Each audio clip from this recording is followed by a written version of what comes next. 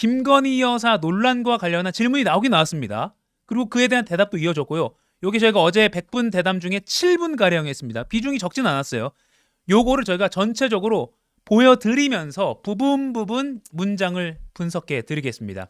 참고로 먼저 말씀드릴 거는 요게 저희가 시간 관계상 1배속이 아니라 한 1.5배속 정도로 좀 빨리 했다는 점 먼저 말씀드립니다. 오늘 아침 방송이다 보니까 조금 빨리 진행하기 위해서요.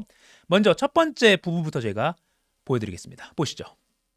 제가 뭐 두 분이 어떤 얘기를 하시는지 잘 추측을 할 수 없지만 이 얘기는 하셨을 것 같아요. 최근에 많은 논란이 되고 있는 이른바 이 파우치 외국 회사 그 뭐 조그마한 백이죠. 그 백을 이 어떤 방문자가 김건희 여사를 만나서 그 앞에 놓고 가는 영상이 공개가 됐습니다. 많은 국민들이 또 봤고요. 이 영상을 본 국민들의 첫 번째 의아한 점은 당선 이후거든요. 대통령 부인의 신분인 상태였는데 어떻게 저렇게 검증되지 않은 사람이 더군다나 시계에 몰래카메라를 적용한 전자기기를 가지고 대통령 부인에게 접근할 수 있었을까? 이거는 의전과 경호의 문제가 심각한 거 아니냐는 생각을 가장 먼저 사람들이 했습니다. 어떻게 이런 일이 일어났죠?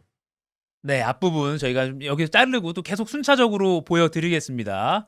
앵커가 말을 했습니다. 최근에 논란이 많이 되고 있는 이른바 파우치라고 했고요. 그리고 앵커가 또 뭐 외국 회사 뭐 조그만 백이죠라고 했습니다. 화면으로 준비했는데요. 이렇게 거의 무슨 수능 독해하듯이 저희가 보여드리겠습니다. 외국 회사 뭐 조그만 백이죠라고 했고요. 여기 조선일보도 이렇게 꼬집었습니다. 기사로도 보여드릴게요. 조선일보도 소제목에 앵커가 명품백이란 단어 대신 외국 회사의 쪼만한 백이죠. 쪼만한인지 조그만인지 잘 이렇게 약간 흘려 말했기 때문에 근데 저희가 풀어둔 워딩 그리고 이제 뉴스통신사 등의 워딩은 조그만한 백이라고 했는데 조선일보는 쪼만한이라고 하긴 했네요. 이 부분을 조선일보도 꼬집었습니다. 박장범 KBS 앵커는 외국 회사의 쪼만한 백이죠라는 말 사용했다. 명품 가방이라는 용어 대신 외국 회사 파우치로 의미를 축소한 것이다라고 꼬집었습니다. 최근 그 개그 콘서트 보면 그 코너 있잖아요. 왜 그 말을 못 하는지. 맞아요. 공영방송이라서 하잖아요. 백 이렇게. 스타 이거 그렇죠. 스타벅스라고 그래서 뭐 언급을 못 하지 않았냐라고 좀 이제 생각은 해 봅니다만 사실 근데 뭐 홍길동도 아니고 모든 사람들이 다 이게 명품 가방, 뭐 디올백이라는 거 다 알고 있는 상황에서 이렇게 표현을 하면 과연 국민들은 저게 제대로 된 대통령에게 할 수 있는 질문이었느냐 이런 뭐 의구심을 가질 수밖에 없어 보이고 잘 관련한 답변도 이제 아까 얘기했지만 사실 그동안 여권에서 얘기해온 것과 일맥상통하는 답변을 내놨어요. 뭐 정치 공작이다. 일단 뭐 김건희 여사가 그런 정치 공작의 희생양이다. 뭐 피해를 당한 거다. 이런 입장을 좀 계속 똑같이 유지하고 있는 걸로 보입니다. 그 부분 뒤에 들려드릴게요. 그 전에 조선일보 기사 조금만 더 보면 정치권에선 KBS 사장 인사권자가 대통령인데 민감한 부분에 대한 질문이 나오겠느냐. 그러니까 애초에 판이 KBS가 그 대담의 상대인데 애초에 옳게 진행되겠느냐라는 지적이 정치권에서 나왔다. 이거 조선일보가 이렇게 보도를 했고요. 그리고 또 이렇게 꼬집었습니다. 현 정부의 최대 인명 사고가 발생한 헬로윈 참사와 관련한 질문도 직접적인 질문도 없었다. 사실 뭐 헬로윈 참사나 특히 그 양승태 사법농단 대법원장의 사법농단 사건 관련해서는 최근에 중요한 이슈들이었잖아요. 관련해서 이제 윤석열 대통령이 검찰총장 시절 혹은 검사이던 시절에 수사를 직접 지휘했던 사안인데 사실 관련해서 이미 무죄가 나온 상황이고 관련해서도 충분히 현재가 이슈가 되고 있는 상황에서 뭐 언론인으로서 질문할 수 있는 대목이었지만 그런 예민한 이슈에 대해서는 좀 다소 좀 부족한 점이 있지 않았나라는 평가가 나오고 있죠. 그러니까요. 그리고 이제 이 김건희 여사 요 부분 관련해서 마무리가 이렇게 됩니다. 요거 여러분 짧은데요. 이 부분 압권이라는 그런 평가 이번 100분 전체에 압권이라는 표현이 나오고 있습니다. 평가가 나오고 있습니다. 한번 짧지만 보시죠. 다음 이슈로 넘어가기 전에 이슈 가지고서 부부싸움 하셨어요? 전혀 안 했습니다. 알겠습니까? 이 이슈 가지고서 부부싸움 하셨어요? 하니까 대통령이 막 웃으면서 전혀 안 했습니다.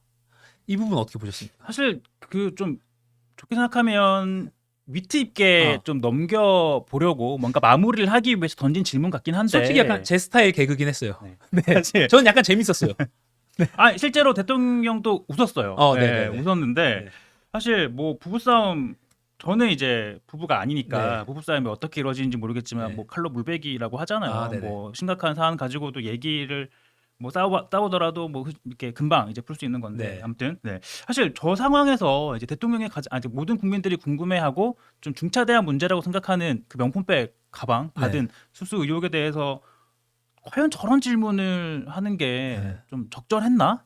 라는 좀 아쉬움은 남죠. 그래서 자꾸 아쉬움이 남는데 분노를 사람들이 이거 이 답변이 끝이야? 라고 약간 이렇게 좀 분노하고 이게 뭐야 싶은 상황에서 이 마무리를 근데 이걸로 부부싸움 하셨어요? 전혀 안 했습니다. 하하하하 둘이 이렇게 그쵸? 끝내니까 네. 뭐지? 놀라웠던 게 이 프로그램 처음 시작할 때 타이틀에 보면요. 심지어 사진 보여드릴게요. 이 대담 타이틀 자체가 이렇게 시작합니다.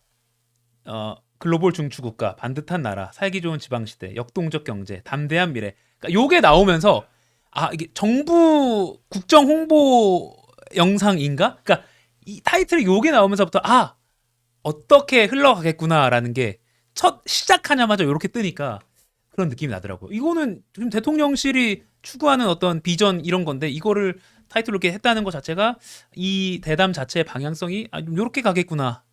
그런 뉘앙스를 좀 보여준 것 같아서 좀 아쉬웠던 대목이긴 합니다. 그리고 최준혁 기자, 요 부분 어제 또 초반에 아버지가 썼다는 그 책장을 네. 집무실에 가져놨잖아요.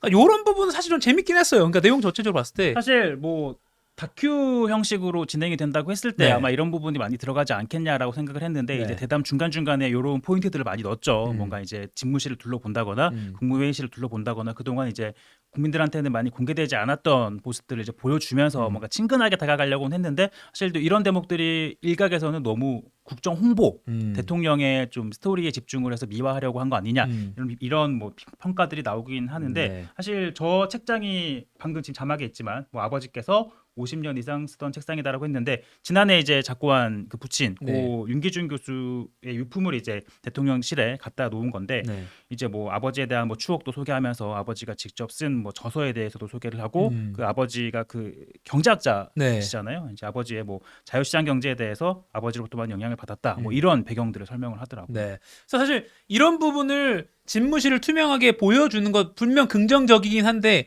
그게 과연 해야 될 걸 하고 한 것과 해야 될 건 안 하고 보여준 건 분명히 다르다는 생각이 들고 아니면 차라리 이렇게 대통령실을 가다로 아예 다큐만 하던지 예전에 MBC에서 사실 노무현 대통령 시기 네. 때 집무실 청와대 최초로 공개했던 적도 있었고요. 아예 그런 컨셉으로 가든지 아니면 대담을 하고 하든 그러니까 좀 분리가 됐어야 되는데 이게 섞이다 보니까 이것도 제대로 안 되고 이것도 제대로 안 됐다는 평가도 나오더라고요. 그러니까 그러다 보니까 이제 막 중간중간에 이제 국정 현안이나 이제 중요한 뭐 정치 뭐 이슈에 대해서 질문을 던지고 답변을 하는 과정에서 중간에 뭔가 계속 하나하나씩 들어가 있었잖아요. 네. 저런 요소들이 방금 얘기했던 것처럼 뭐 아버지의 책장을 소개하는 시간도 있었고 뭐 과거 이제 그 미국 순방 당시 뭐 노래 불렀던 에피소드 전하는 대목도 있었고 그러다 네. 보니까 뭔가 그 중간중간에 나왔던 대담이 흐름이 끊기고 뭔가 집중할 수 없었던 측면이 있지 않냐 뭐 그런 지적도 있더라고요. 네.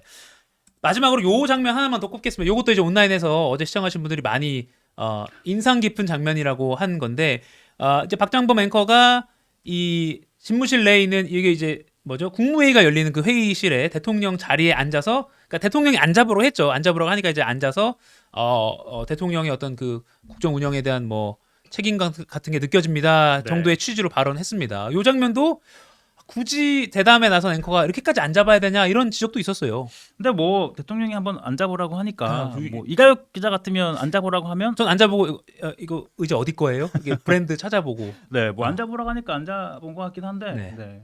뭐. 아무튼 뭐 이런 거에 대해서도 이게 이런 거에 대해서도 최종혁 기자 말대로 할 수 있는 장면인데 네. 해야 될 그렇죠. 거에 대한 답변이 안 나온 거에 대한 아쉬움이 있으니까 오히려 이런 거에 대해서 괜히 더 트집을 잡히는 그러니까 오히려 대통령실이 구성에 있어서 답변이 미진하다 보니까 이런 거에 좀 오히려 괜찮게 볼 만한 장면들도 조금 부정적으로 평가를 받는 거 아닌가 이런 생각이 듭니다. 자, 벌써 40분 정도가 지났는데 최종혁 기자 네. 어제 KBS 특별 대담 대통령실을 가다 한 줄 평 끝으로 좀 해주고 이제 그 이제 사실 이 대통령실 대담 공개되기 전에 네. 이 대통령실에서 이렇게 얘기를 했잖아요. 질문은 집요했고 답변은 소상했다. 그거를 대통령실이 대통령실에서 이제 이번 대담을 공개하기 전에 이제 공식적으로 설명한 코멘트입니까? 네, 질문은 집요했고 답변은 소상했다. 아, 라고 이제 공식적으로 설명을 했었는데 네. 근데 지금 저희가 한 40분 가량 얘기하는 동안 과연 이 대통령실의 설명이 좀 와 닿으시는지 네. 뭐 국민들이 판단을 하시겠죠. 네. 네.